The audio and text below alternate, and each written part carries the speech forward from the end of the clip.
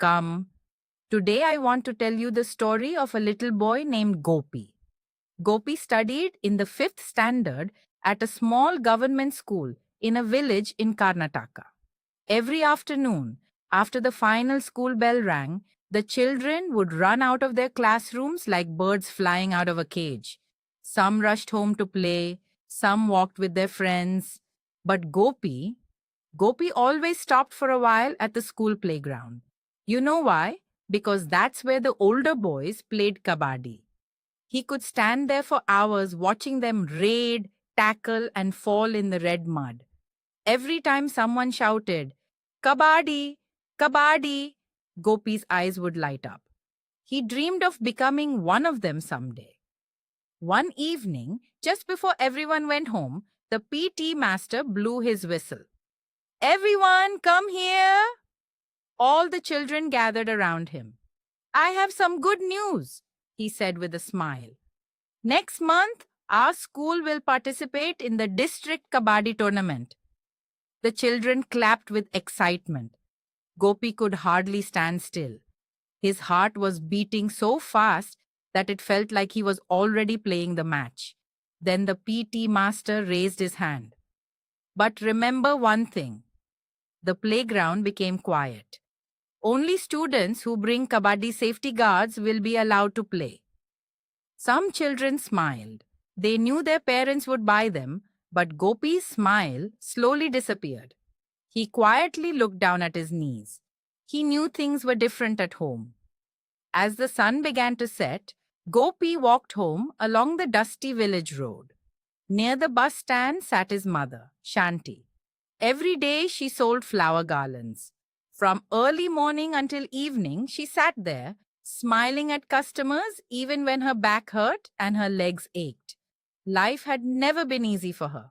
She raised Gopi all by herself. Still, whenever Gopi came home, she smiled as if all her worries had disappeared. You're home, she said. Gopi sat beside her for a while. He watched her count the small pile of money she had earned that day.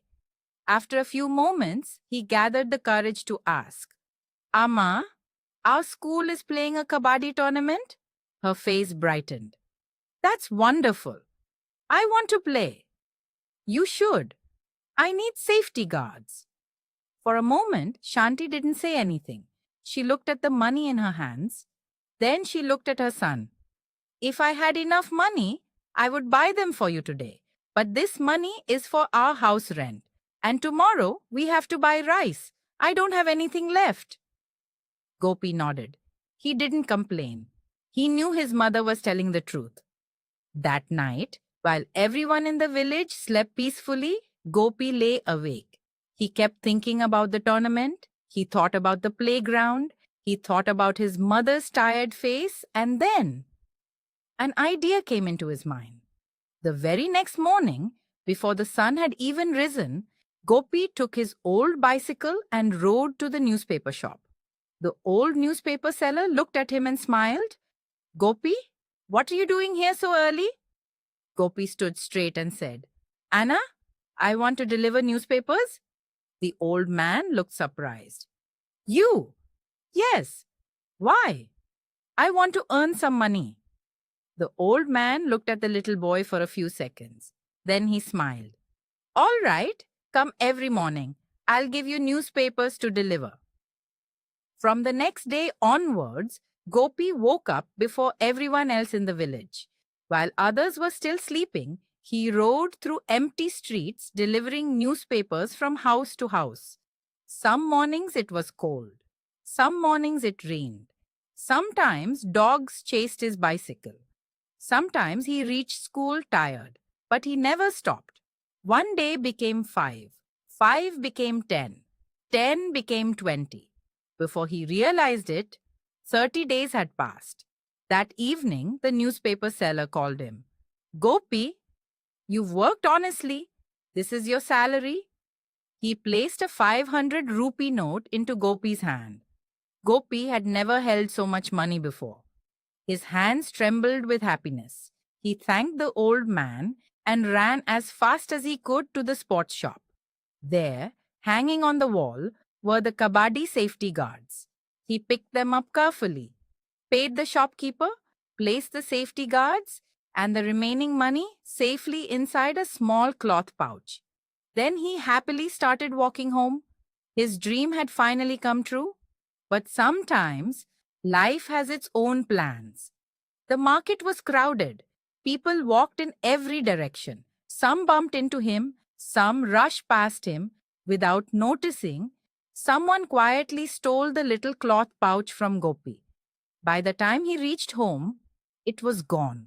The money, the safety guards, everything. Gopi searched every pocket. He looked inside his school bag. He ran all the way back to the market. He searched every street, every corner, every shop, but the pouch was nowhere to be found. It was getting dark. Tomorrow morning was the final day to bring the safety guards. As Gopi slowly walked back, he saw another boy from his school carrying a brand new pair of Kabaddi safety guards. He saw another boy from his school carrying a brand new pair of Kabaddi safety guards. It was Akash. Akash was walking home happily, swinging the small cloth cover that held his new safety guards. Gopi stopped walking. His eyes stayed fixed on the safety guards. For a moment, he forgot everything around him. He remembered the 30 mornings he had woken up before sunrise. He remembered riding his old bicycle through the cold and the rain. He remembered the dogs that chased him. He remembered the 500 rupee note the newspaper seller had placed in his hand. He remembered buying the safety guards with so much happiness. And then he remembered reaching into his pocket, only to find it empty, his heart filled with anger. Not at Akash, not at anyone, at the situation. He looked around. The road was quiet. There were no shops nearby, no people, only a long, dusty road leading towards the village. A dry stick lay beside the path. Gopi looked at it. Then he looked at Akash again. His heart was beating faster than ever before. He knew it was wrong. He knew Akash had done nothing to deserve it. But another thought kept repeating inside his mind. Tomorrow is the last day. If I don't take part, all my hard work will be wasted. Without giving himself another moment to think, Gopi picked up the stick. He slowly walked behind Akash, step by step. His hands trembled. His breathing became heavy. Just as Akash turned the corner, Gopi lifted the stick. Thud! Akash fell to the ground.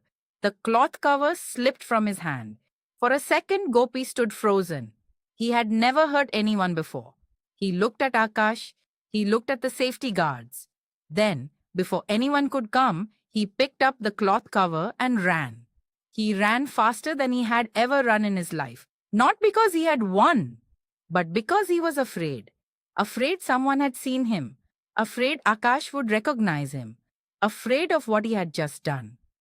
The next morning, the school playground was filled with excitement. The PT master stood in front of the students. Everyone who has brought their safety guards, raise your hand. One by one, the children raised their hands. After a brief pause, Gopi slowly raised his hand too. The PT master smiled. Very good. Gopi tried to smile back, but inside, he didn't feel happy. He had got what he wanted, yet something inside him felt heavier than ever before. Years later, this story became part of a school lesson. After reading it aloud, the teacher closed the book and looked around the classroom. Then she asked, if you had worked for 30 days to earn something with honesty, and someone stole it from you, and the only way to save your dream was to do what Gopi did, what would you have done? The classroom fell silent. Now, I want to ask you the same question. What would you have done if you were in Gopi's place?